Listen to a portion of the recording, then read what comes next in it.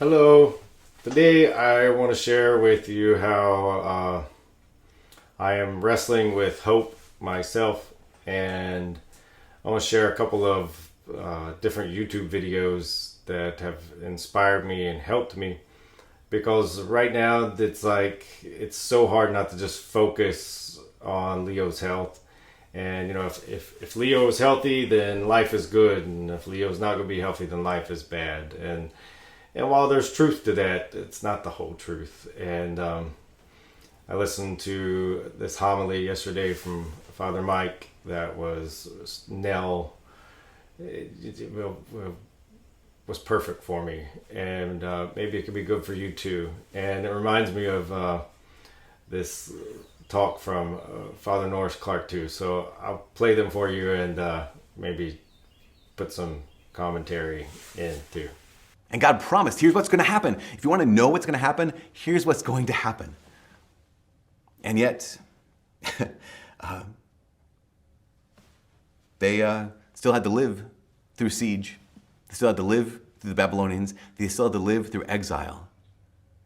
They still had to live in that space between the promise and the promised land, even though they knew. So I think for a lot of us, who say, okay, I'm lost. If I just knew, that would be enough. I think for a lot of us, it's not just knowing.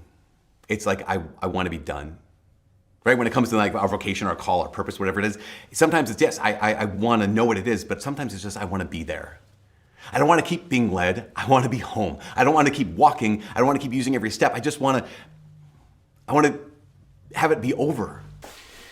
Man, this was powerful for me because there's no doubt I want Leo's leukemia treatment to be over.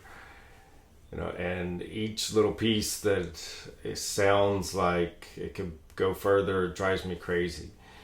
But I'm like this, and I don't like this part of myself. I like to be in a hurry, and I like things to be over. And my dad's never really liked this part of myself either. Whenever I was helping him with something, it was as though doing a good job wasn't as important as getting it done as soon as possible. And I don't know why I'm like that, but there's a piece of me that understands that the next thing's also not going to make me happy. And this is something that our family's been dealing with Leo himself too. Is I think there's a distraction mechanism going on in his world where he wants to order something, a toy from Amazon or something, and he longs for it to get here. And then it gets here and he somewhat plays with it or puts it together, and then he longs for the next thing to come from Amazon. This morning he's waiting on me to look at monster truck stuff so he can order a monster truck thing. And I tell him, we have the conversation. I ask him, Leo, when you get the stuff from Amazon, is it going to make you happy? And he says, no. But for me too, when I find out Leo's cancer free, am I going to be completely happy? No. And that's what this next talk so wonderfully reminds me of too, is that I have a longing that nothing in this world's going to satisfy. But I love how Norris Clark explains this with a taxi cab driver. Check it. I asked him if he was happy. He said, well, he said, no, he said, I'm not happy, all kinds of problems. Well, I said, what would you need to make you happy? Well, he said, $1 million. He said, that would pay off my debts, it would solve my problems. All right, I said, now you've got it. Now what? Well, then he built himself some houses around. I said, fine, they're all built, you've got those. Now what? Well, he thought a minute, and he said, well, then he said to get himself a wife. Well, he said, fine, now you've got her. Well, he said, I might get a couple in different parts of the world, different ports, so to speak. Well, I said, fine, you've got them all now. Now what? Well, then he went on doing traveling, he went on, and then all of a sudden he stopped. Now, he looked around. I mean, I thought we were going to, get hit in traffic. But he looked around, and he said, say, what's really going on here? I can't seem to get to the bottom of this. What am I really looking for after all? Absolutely magnificent. But what am I really looking? I can't seem to get to the bottom of it. What he was experiencing was the drive of the mind, where you first get hold of the whole spirit. This is the will, searching for the good. But We search for the good, then we get hold of some finite good, and we are first satisfied, we enjoy it, we explore it, then we reach the limits of it. As soon as you reach the limits, the spirit rebounds further. As soon as it recognizes it's hit a limit, it rebounds further. Then it gets the next one and explores that. As soon as it reaches the limit of that, it rebounds again further. And this rebounding goes on and on each time you reach a finite good. And then you can finally sit back and totalize the whole process. Nothing finite is ever going to satisfy me. Each time I reach the finite, I rebound further. What's further? Just as somebody inside of a prison, whenever you're inside of a limit and you know it as a limit, you always tend to rebound further. To know a limit, as Hegel said, is already to be beyond it. In intention and longing, at least.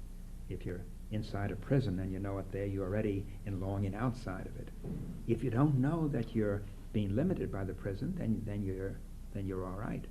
As soon as you discover the limit, you rebound again.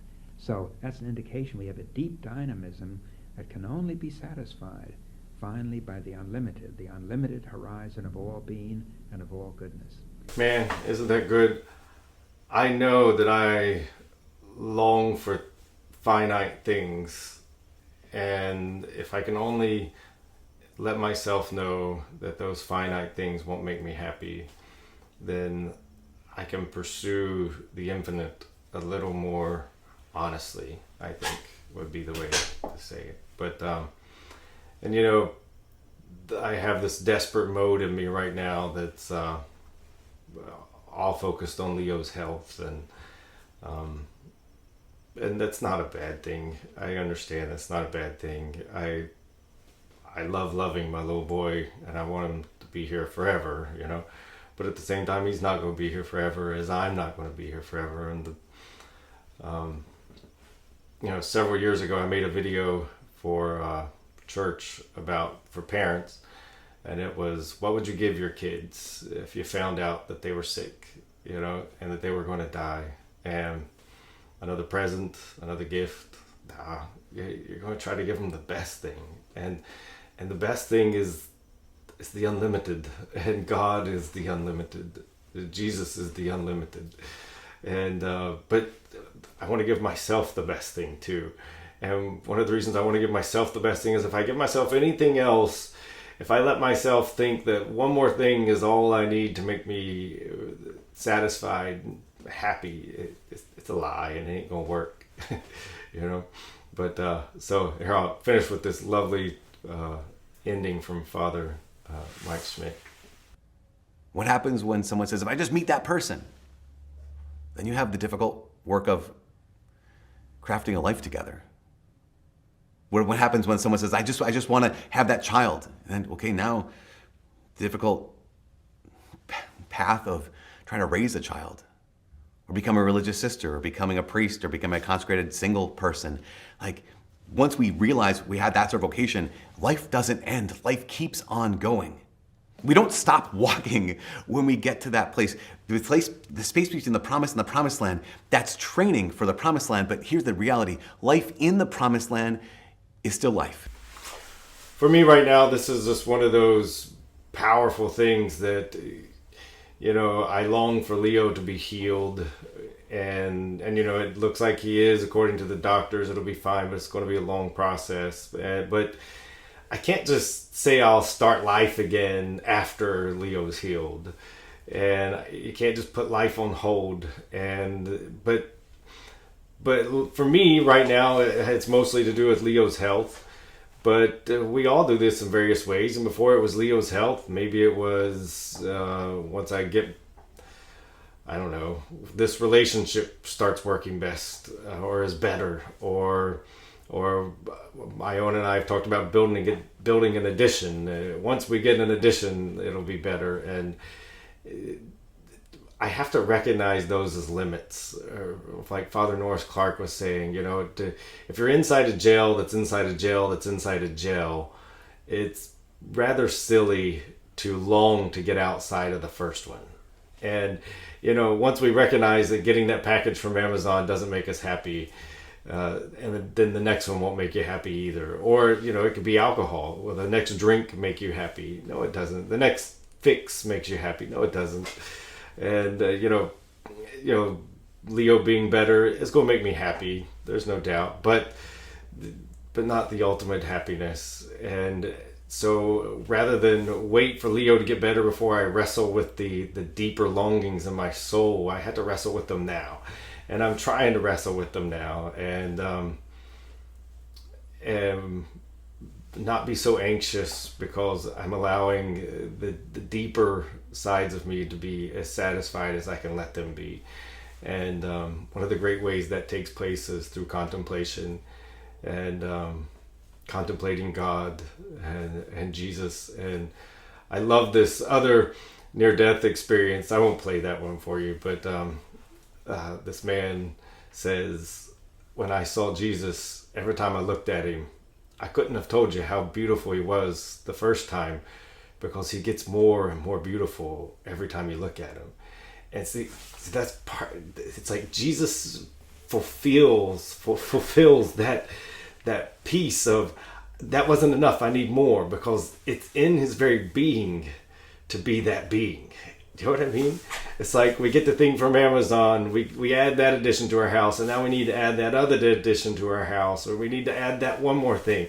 But Jesus is that thing that you don't have to add another thing to. And, and for me right now, the biggest thing is Leo being healthy. But I have to know that even Leo being healthy isn't the end. That I have to always be longing for that unlimited being, Jesus. And so pray for me as I attempt to do that, and have enduring hope during this time. God bless.